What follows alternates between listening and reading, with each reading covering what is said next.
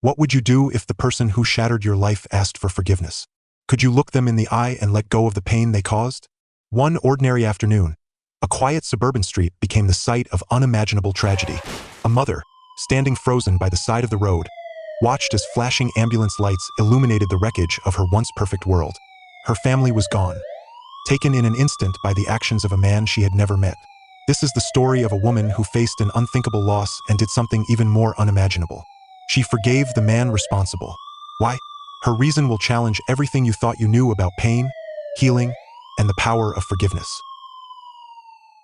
Sarah Thompson was a woman whose life revolved around her family. She had built a world where love, laughter, and purpose thrived. Her days were filled with the kind of small, meaningful moments that often go unnoticed but make up the foundation of a happy life. Sarah was a devoted mother of two. Emma, her oldest, was 10 years old, a bright and inquisitive child with a knack for asking questions that made adults stop and think. She loved science, particularly astronomy, and would often pull Sarah into long discussions about the stars, their names, and the mysteries of the universe. Sarah cherished those conversations, marveling at her daughter's curiosity and potential. Jack, her youngest, was a bundle of energy at 6 years old. He was the kind of child who could turn a cardboard box into a spaceship and make every stick in the yard a magic wand.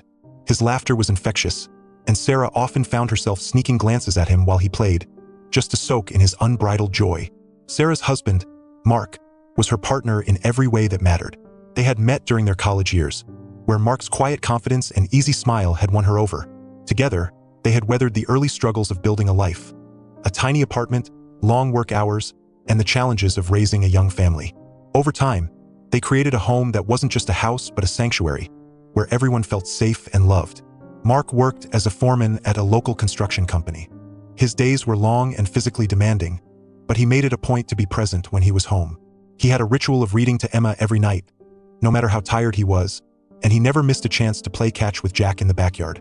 Sarah often said that Mark's love for their children was written in the way he looked at them: proud, protective, and deeply devoted. The Thompsons' home on Maple Street was a reflection of their lives. The walls were adorned with photos of family vacations, first steps, and school plays. The backyard was filled with signs of childhood adventures: swings tied to an old oak tree, a sandbox that had seen countless imaginary battles, and a small garden where Sarah and the kids planted flowers every spring. Inside, the kitchen was the heart of the home. It was where Sarah spent much of her time, preparing meals while the kids did their homework at the table. She loved cooking, not just as a task but as a way of showing care. Every meal was made with thought, whether it was a simple grilled cheese or a full Sunday roast. Sarah had dreams of her own, though they were always intertwined with her family. She talked about one day taking a road trip across the country to show Emma the deserts and mountains she read about in books. She imagined watching Jack play in championship games as he grew older, seeing him transform his wild energy into something extraordinary. And she dreamed of growing old with Mark, sitting on the porch together, watching sunsets with the same sense of contentment that had filled their lives for years. Yet, even in the beauty of their day-to-day life, there were moments Sarah felt the weight of the world creeping in. She was no stranger to the anxieties that come with being a mother, worrying about her children's safety, about making the right choices, about the unpredictable nature of life itself. She had always pushed those thoughts aside, trusting that the love and care they shared would shield them from the outside world. It was an ordinary spring morning when the life Sarah had so carefully built began to unravel. The day started like so many others. The sun streamed through the windows, catching the dust motes in the air. Sarah was in the kitchen, packing lunches for Emma and Jack. Emma was sitting on the floor near the front door, tying her sneakers, her bag packed with her favorite science book and a sketch she had worked on the night before. Jack was running around the house, already wearing his favorite dinosaur t-shirt, asking a million questions about what they'd be doing after school. Mark was the last to leave the house that morning, as he often was. He kissed Sarah on the forehead before heading out, reminding her of their plans for dinner later, a trip to their favorite pizza place after Jack's baseball practice. It was a moment so routine that Sarah barely registered it at the time, but she would play it over and over again in her mind later, wishing she had held onto it for just a few seconds longer. As they all left the house, Sarah took a moment to breathe in the quiet. She had a full day ahead, a meeting at the school where she volunteered, errands to run, and plans to prepare for the weekend. It felt like a normal day, one of those predictable stretches of life where everything feels steady. But in the back of her mind, she couldn't shake the small, nagging thought that life was never as certain as it seemed. That thought, however fleeting, would haunt her in the days to come. Because by the time the sun set that evening, everything she held dear would be taken from her in a way she could never have imagined. That spring morning had felt like any other. The air was crisp, the sky clear, and the hum of neighborhood life played softly in the background. For Sarah, it was the beginning of what she assumed would be a typical day filled with errands, volunteering, and preparing for her family's return. But as the sun climbed higher into the sky, a single phone call shattered the calm. Sarah answered on the second ring, her cheerful greeting quickly fading as the voice on the other end trembled. "There's been an accident," the officer said. In an instant, her world became a blur of rushing to the scene, her heart pounding against her ribs, her mind racing with questions she couldn't yet form. When Sarah arrived, the sight before her felt unreal, like a nightmare she couldn't wake from. Emergency vehicles lined the street, their lights casting harsh reflections on the shattered glass scattered across the pavement. Her husband's car was crumpled beyond recognition, pinned against a guardrail. Nearby, her children's backpacks lay discarded, their bright colors a cruel contrast to the grayness of the scene. The driver responsible for the accident, a 24-year-old man named Brian, stood off to the side, his face pale and his hands trembling. Witnesses later recounted how he had been speeding, weaving in and out of traffic before losing control. His car had collided head-on with Mark's, spinning the Thompsons' vehicle into oncoming traffic. By the time paramedics arrived, it was too late for Mark, Emma, and Jack. The days that followed were a haze for Sarah. Grief overwhelmed her, pressing down on her chest like a weight she couldn't lift. She found herself replaying the last moments she had spent with her family over and over again. Mark's parting kiss, Emma's excitement over a science project, Jack's endless chatter about dinosaurs. All of it now felt unbearably distant, as though it belonged to another life entirely. She couldn't sleep, couldn't eat. The house, once filled with laughter and life, now echoed with silence. Every corner was a reminder of what she had lost. Jack's sneakers by the door, Emma's unfinished drawing on the fridge, the lingering scent of Mark's cologne on his favorite jacket. All of it twisted the knife of her grief deeper. In the weeks that followed, Sarah's sorrow began to mix with something else. Anger. How could one person's reckless choices destroy so much?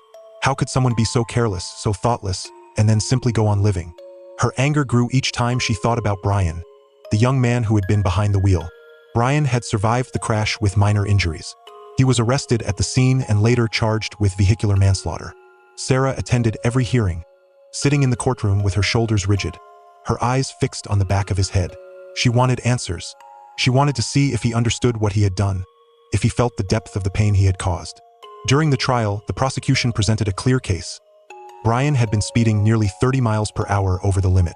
Witnesses testified to his reckless behavior, describing how he had been weaving in and out of lanes just moments before the crash. Sarah listened as experts detailed the chain of events, each word hammering home the brutality of what had happened. When Brian took the stand, he broke down in tears, apologizing repeatedly.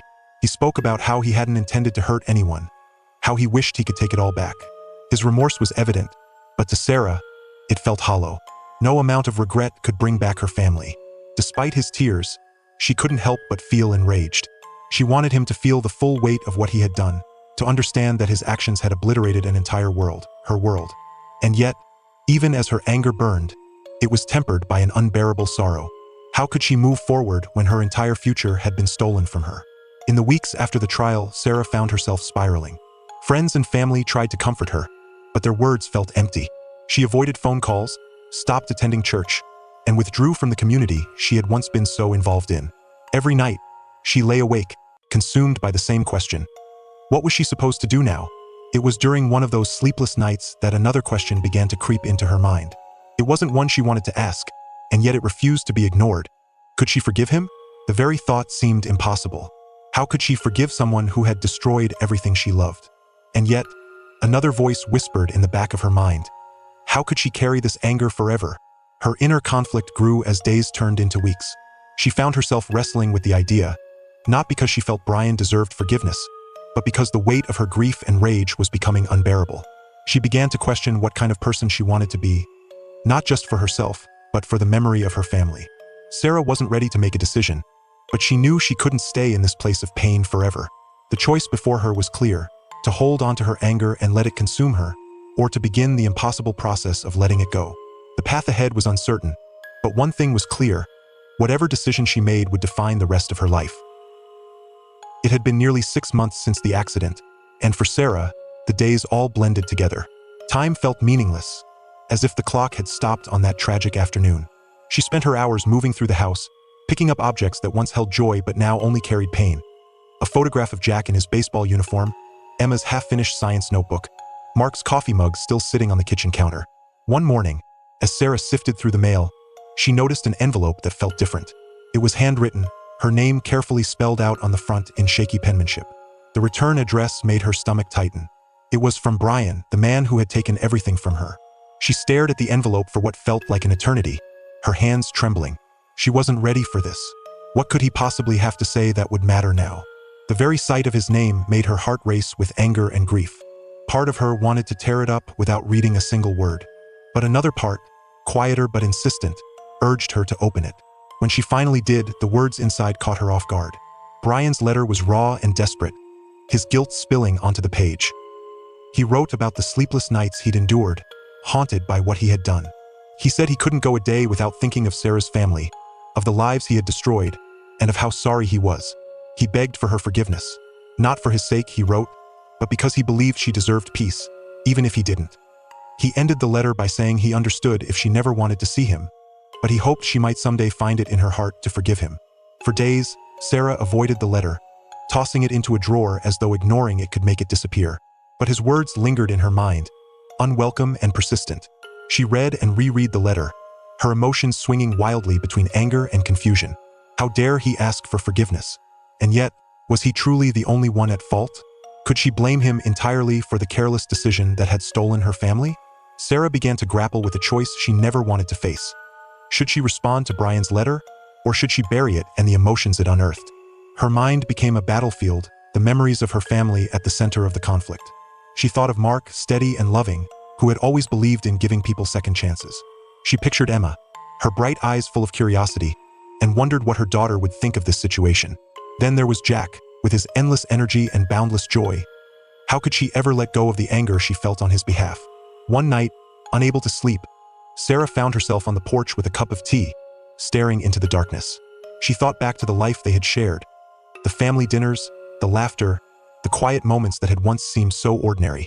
The memories were both a comfort and a dagger, reminding her of all she had lost. Still, the idea of forgiveness gnawed at her. It wasn't just Brian's letter that brought it to the surface. It was the growing realization that her anger was consuming her. She felt trapped, weighed down by the bitterness that had become her constant companion. Desperate for clarity, Sarah turned to those she trusted. She spoke with a counselor who encouraged her to explore the idea of forgiveness, not as a gift to Brian, but as a way to free herself from the grip of anger. The counselor explained that forgiveness didn't mean forgetting or excusing what had happened. Instead, it was about reclaiming her own life from the pain that threatened to define it. She also reached out to her pastor, a man who had known her family for years. He reminded her of the teachings on grace and redemption, but he didn't push her. Instead, he listened as she poured out her heart, her doubts, and her fears. He told her that forgiveness was a journey, not a moment, and that she didn't have to decide anything right away. One afternoon, Sarah met with a friend who had experienced her own loss, a woman whose son had been killed in a senseless act of violence years earlier. The friend shared her story of anger and eventual forgiveness, explaining how it had helped her find a way forward. "It wasn't for him," the woman said. "It was for me. Carrying all that hate was like carrying a boulder. I couldn't move on until I let it go." Sarah also began researching programs on restorative justice. She read about how victims and offenders could meet in structured settings, facilitated by trained mediators, to share their pain and find a way forward. The stories she read were powerful. Parents forgiving the people who had taken their children, communities coming together after acts of violence. It wasn't about excusing the harm, but about finding a way to heal. The more she learned, the more Sarah felt a small flicker of possibility. Could meeting Brian offer her the chance to say everything she needed to say? Could it help her find the peace that had eluded her for so long? And yet, the thought of sitting face to face with the man who had caused her so much pain filled her with dread. As Sarah wrestled with these questions, one thing became clear. She couldn't ignore the letter, and she couldn't ignore what it had awakened in her. Whether or not she chose to forgive Brian, she had to confront her own pain, her own anger, and her own path forward. The road ahead was uncertain, but Sarah knew it was a journey she had to begin. After weeks of wrestling with her emotions, Sarah made the decision that would forever change the course of her life. She would meet Brian. It wasn't a choice made lightly. It was born out of sleepless nights, countless tears, and an unshakable need to confront the man who had turned her world upside down. The meeting was arranged through a restorative justice program, facilitated in a neutral space with a trained mediator present. On the day of the meeting, Sarah arrived early. Her hands trembled as she stepped into the room. A quiet space with nothing but a table, a few chairs, and an air thick with anticipation. She could feel her heart pounding, her breath shallow as she sat down and waited. When Brian entered, she didn't know what to expect. He looked smaller than she remembered. His shoulders hunched as if the weight of his guilt had physically bent him. He avoided her gaze at first, his hands fidgeting nervously in his lap. Sarah stared at him, searching his face for something. An explanation, a sign, anything that could make sense of what had happened. The mediator opened the session with a few words, creating space for Sarah to speak first. She had spent days thinking about what she would say, but now, as she looked at the man sitting across from her, the words caught in her throat. The silence in the room stretched on until Sarah finally took a deep breath and began. "I don't even know where to start," she said, her voice shaking. "You took everything from me. My husband, my children, my entire world. They're gone because of you." Her voice cracked, and tears filled her eyes, but she kept going. "Do you have any idea what it's like to wake up every day and remember that they're not here? To walk through a house that's too quiet, to see their things and know they'll never use them again?" Brian looked up for the first time, his eyes glistening with tears. "I know I can't bring them back," he said, his voice barely above a whisper. "I think about them every day. I think about you and how much pain I've caused. I wish I could take it back. I'd do anything to take it back." Sarah's anger flared. "But you can't," she snapped. "You can't take it back. You made a choice, a reckless, selfish choice, and now my family is gone. How do you live with that? How do you even begin to live with yourself?" Brian broke down then, his shoulders shaking as he sobbed into his hands. "I don't," he said through his tears. "I don't know how to live with it. I wake up every day wishing it had been me instead. I hate myself for what I've done." For a moment, the room was silent except for the sound of his sobbing. Sarah felt a wave of emotions crash over her. Anger, sadness, confusion. She had imagined this moment so many times, but it didn't feel the way she thought it would. Confronting him hadn't erased her pain. If anything, it brought it closer to the surface. "Do you know what I've been through?" she continued, her voice softer now but still filled with pain. "I've lost everything, and all I've had left is this anger, this hatred for you. I thought it was the only thing keeping me going. But it's not. It's just keeping me stuck. I don't want to carry this anymore." Brian looked at her, his face wet with tears. "I don't deserve your forgiveness," he said. "I don't even deserve to be here, sitting in front of you. But I'm so sorry. I am so sorry." The room was still. Sarah felt the weight of his words, the rawness of his regret. For the first time, she saw not just the man who had caused her so much pain, but a broken person who was carrying his own unbearable burden. "I didn't come here to forgive you for your sake," Sarah said after a long pause. "I came here because I can't keep living like this, holding onto this anger, this bitterness. It's chaining me to the tragedy. I don't want to be defined by what you did. I want to remember my family for the love and joy they brought into my life, not for how it ended." Her voice wavered, but her resolve was clear. "I forgive you, not because you deserve it, but because I deserve peace." The words hung in the air, heavy and final. Brian's sobs grew quieter, and he looked at Sarah with an expression she couldn't quite name. Gratitude, perhaps, or disbelief. For Sarah, the act of saying those words felt like releasing a breath she had been holding for months. It didn't erase her pain, but it lifted the weight of carrying it alone. As the meeting ended, Sarah stood and looked at Brian one last time. "What you do with your life from here is up to you," she said. "But don't waste it. Make it mean something." When she walked out of the room, the sun was setting, casting long shadows on the ground. Sarah felt the cool evening air on her face and realized that, for the first time in a long time, she could breathe a little easier. Forgiveness hadn't brought her closure in the way she'd imagined. It hadn't erased the loss or the grief, but it had given her something else. A way forward, a chance to begin healing. And for Sarah, that was enough. In the weeks after her meeting with Brian, Sarah began to feel a shift within herself. It wasn't sudden or dramatic, but it was real. The anger that had once consumed her now felt quieter, like an ember instead of a raging fire. Her grief, though still heavy, no longer felt like a weight she carried alone. Forgiving Brian hadn't erased her loss, but it had opened a door to something she hadn't felt in a long time: the possibility of healing. For Sarah, moving forward meant finding ways to honor her family's memory. She couldn't bear the thought of their lives being defined by tragedy, so she decided to channel her pain into something meaningful. With the help of friends and community members, she started a support group for parents who had lost children to accidents or violence. The group met once a week in the church hall, and what began as a small gathering quickly grew as more people came. Drawn by Sarah's story and her willingness to share her journey, the group became a lifeline for many, a place where people could speak openly about their grief without fear of judgment. Sarah's own story became a source of inspiration. She shared not just her pain but also the moments of strength she had found along the way. "Grief doesn't have to define us," she told them. "It's a part of who we are now, but it doesn't have to be the whole story." Beyond the support group, Sarah became a passionate advocate for road safety. She worked with local officials to push for stricter laws on speeding and reckless driving, attending council meetings and speaking at community events. She partnered with organizations that provided education on the dangers of speeding, sharing her family's story to drive home the real-life consequences of careless decisions behind the wheel. Her advocacy work brought her into contact with people she never expected to meet: other survivors, victims' families, and even individuals who had caused accidents similar to Brian's. Each encounter was a reminder of how interconnected their stories were, how pain and redemption often walked side by side. As for Brian, Sarah's forgiveness marked a turning point in his life as well. Inspired by her grace, he took it upon himself to make amends in whatever ways he could. After serving his sentence, he began volunteering with the very programs that had facilitated his meeting with Sarah. He spoke at schools and community centers, sharing his own story as a cautionary tale. He didn't shy away from his guilt or the harm he had caused.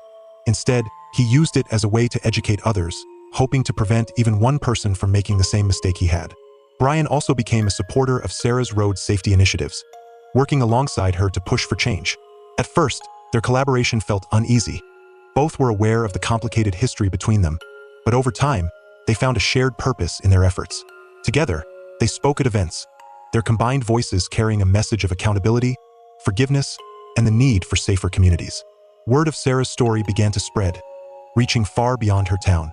Local news outlets covered her work, highlighting how one woman's decision to forgive had sparked a movement. People who heard her story were moved to reflect on their own lives, their own grudges and bitterness.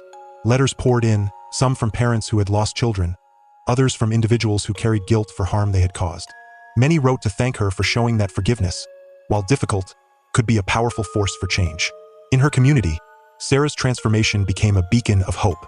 Neighbors who had once been divided over old disputes began to reconcile. People who had been holding on to anger found the courage to let it go. Sarah often said she didn't set out to change anyone else's life. She had only been trying to save her own, but the ripple effects of her choice were undeniable. In the quiet moments, though, Sarah's thoughts always returned to her family. She would visit the small garden she had planted in their honor, a space filled with Emma's favorite flowers and Jack's beloved sunflowers. Mark's favorite tree stood at the center, its branches spreading wide, offering shade and solace. On certain evenings, Sarah would sit in that garden as the sun dipped below the horizon, its golden light casting long shadows across the yard. She would close her eyes and picture them: Mark's steady presence, Emma's bright curiosity, Jack's infectious laughter. They were gone, but in her heart, they were always with her. One evening, as she sat on the bench beneath the tree, she reflected on how far she had come. The pain was still there, and she knew it always would be. But it no longer felt like a prison. It was part of her story, yes, but so was the love that had defined her family, the strength she had found in the aftermath, and the peace she was beginning to reclaim. In those quiet moments, she would think of the words she had spoken to Brian during their meeting. "I forgive you, not because you deserve it, but because I deserve peace." Those words had carried her through the darkest days, and they continued to guide her as she rebuilt her life, one step at a time. Months had passed since Sarah's journey toward forgiveness began, but the lessons it taught her felt timeless. As she stood in the garden she had planted to honor her family, she found herself reflecting on the path that had brought her here. It was a road she never wanted to walk, filled with pain she wouldn't wish on anyone, and yet, it had led her to a place she couldn't have imagined in those early, darkest days. Forgiveness had not come easily. It had required her to confront every raw emotion, every painful memory, and every doubt about whether she could truly let go of the anger that had consumed her. It hadn't erased the tragedy or the loss, but forgiveness had given her something else: freedom. As Sarah sat on the garden bench, she thought about the weight she had carried for so long, the bitterness that had felt like a shield, but had only kept her trapped. "Forgiveness doesn't change the past," she said quietly, as though speaking to her family, "but it frees us to build a better future." Her words were not an attempt to rewrite what had happened. She would always grieve for Mark, Emma, and Jack. Their absence was a wound that time alone could never heal. But forgiveness allowed her to live for them in a new way, not through anger, but through the love and joy they had brought into her life.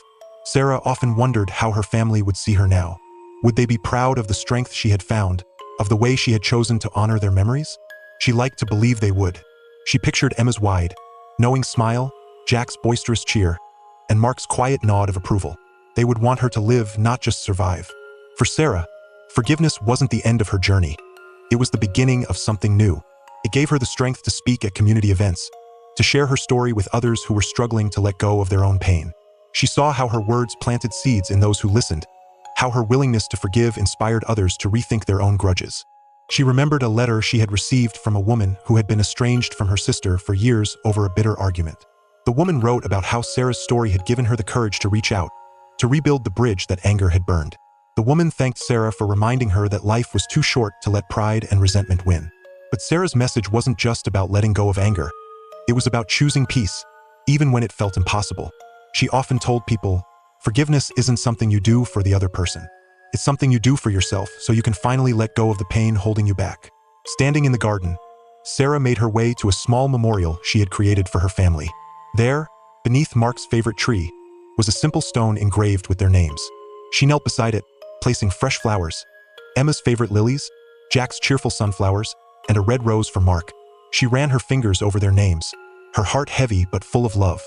"I'll carry you with me always," she whispered, "not in sadness, but in everything I do to make this world a little better. For you."